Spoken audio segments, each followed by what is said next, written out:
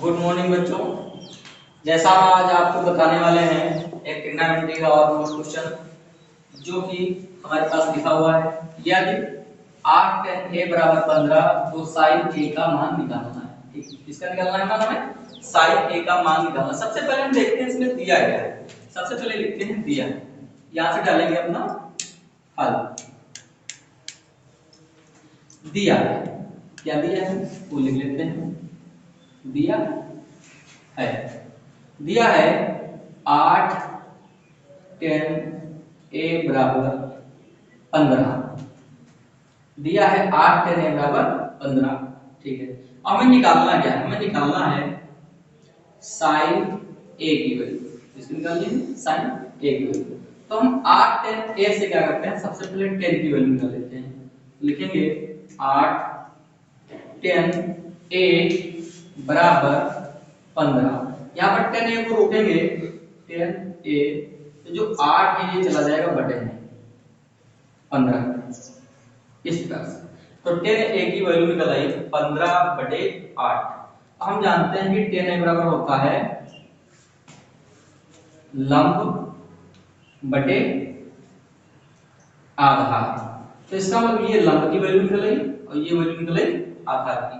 ठीक है, हम डायग्राम बनाते हैं इस प्रकार से। त्रिभुज बना लेते हैं। इस पॉइंट को नाम देंगे बी और इसको देंगे सी और इसको नाम देंगे ए। ये अपना होगा लंब, इसको हम बोलते हैं आधार और इस भुजा को बोलते हैं कर्ण। कर्ण की जो होती है भुजा सबसे लंबी होती है। तो ये हमारे पास आया है 15 और ये आया है 8। हमें कर्ण निकालना है। क्या निकालना है? कर्ण। तो कर्ण निकालने के लिए हमें एक प्रमेय की यूज करना पड़ता है जिसका नाम है पाइथागोरस प्रमेय। तो त्रिभुज ABC में, त्रिभुज ABC में लिखते हैं, लिखेंगे पाइथागोरस की प्रमेय से। क्या लिखेंगे? पाइथागोरस की प्रमेय से। पाइथागोरस की प्रमेय होती क्या है देखेंगे। कर्ण का स्क्वायर बराबर आधार का स्क्वायर प्लस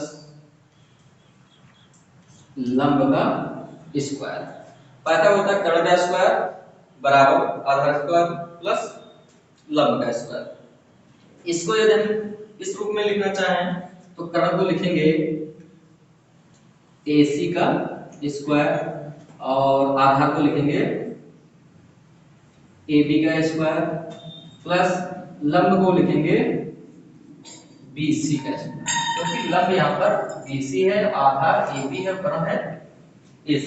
ठीक है, हम AB और BC की वैल्यू रखते हैं। तो AC स्क्वायर बराबर AB की वैल्यू दे रखी है वहां पर 8। तो कितनी रखी है? 8। तो यहाँ पर 8 का वर्ग कर लेंगे प्लस BC की दे रखी है 15। यहाँ पर 15 का वर्ग कर लेंगे। AC स्क्वायर बराबर 8 का जब वर्ग करेंगे इसका मतलब 8 को 2 बार गुणा करते हैं तो 8 की गुणा 8 से, तो 8 का 64 आ जाएगा।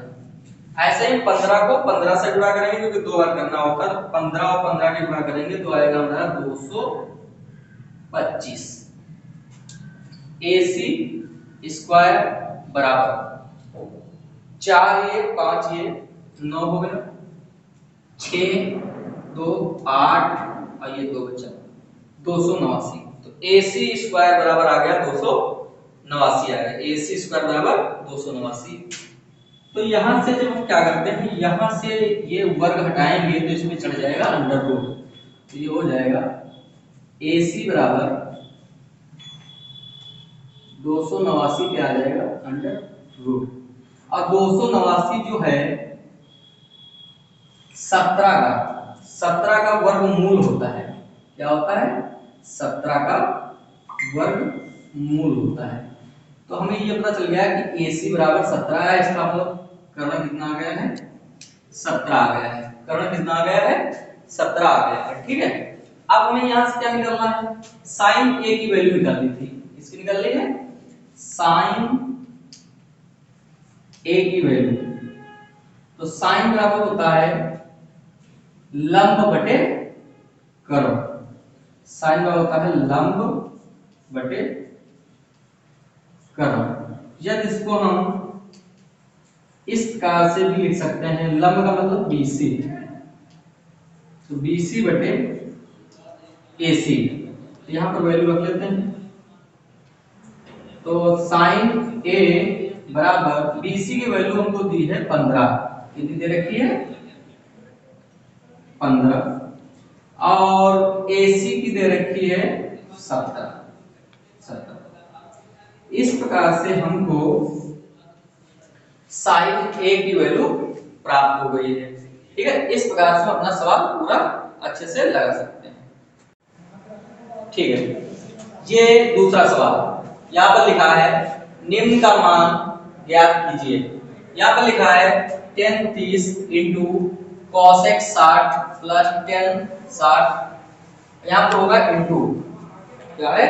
इंटू, ये यहाँ पर है इंटू sec 30। तो यहाँ पर क्या करते हैं? सबसे पहले इसको हल करते हैं, इसकी वैल्यू पुट करते हैं। तो यहाँ से लिखेंगे हल। ठीक है, तो हम tan 30 का मान रखेंगे। कितना रखेंगे? tan 30 का मान। tan 30 का मान होता है 1 बटे अंडर रूट 3। कितना मान होता है? 1 बटे अंडर रूट 3। यहाँ पर इंटू का चिन्ह होता है, तो यहाँ पर गुणे का भी चिन्ह लगा सकते हैं। ठीक है, cosec 60 का मान होता है 2 बटे अंडर रूट 3 प्लस tan 60 का मान होता है अंडर रूट 3। tan 60 का मान कितना होता है? अंडर रूट 3 होता है। कितना होता है? Under root 3। यहाँ पर गुणे का चिन्ह लगा सकते हैं। ठीक है, और sec 30 का मान होता है 2 बटे अंडर रूट 3। इस प्रकार से हमने ये सारी वैल्यू मान रख लिए। अब इनको हमें करना है हल। ठीक है, देखते हैं किस प्रकार से इनको हम हल करते हैं। तो इनकी हम आपस में करेंगे गुणा। तो 2 की गुणा करेंगे 1 से, तो कितना आएगा? 2 एकम 2।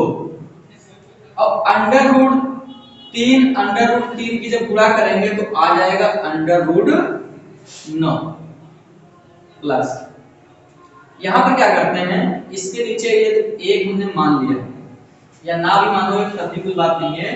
तो ये आपस में ये 3 अंडर रूट 3 और ये अंडर रूट 3 कट गए, तो बचा हमारे पास केवल 2 और नीचे बचा है 1।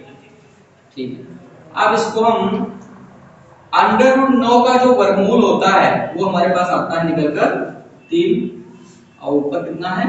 2, नीचे है 1।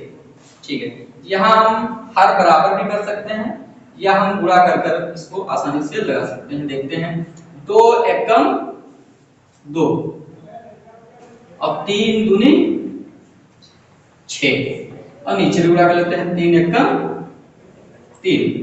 तो इस प्रकार से जो हमको आंसर प्राप्त होगा, 6 और 2 जोड़ेंगे तो कितना होगा? 8, और नीचे बटे में हमारा होगा 3। तो इस प्रकार से ये हमारा आंसर प्राप्त हो गया है। ठीक है।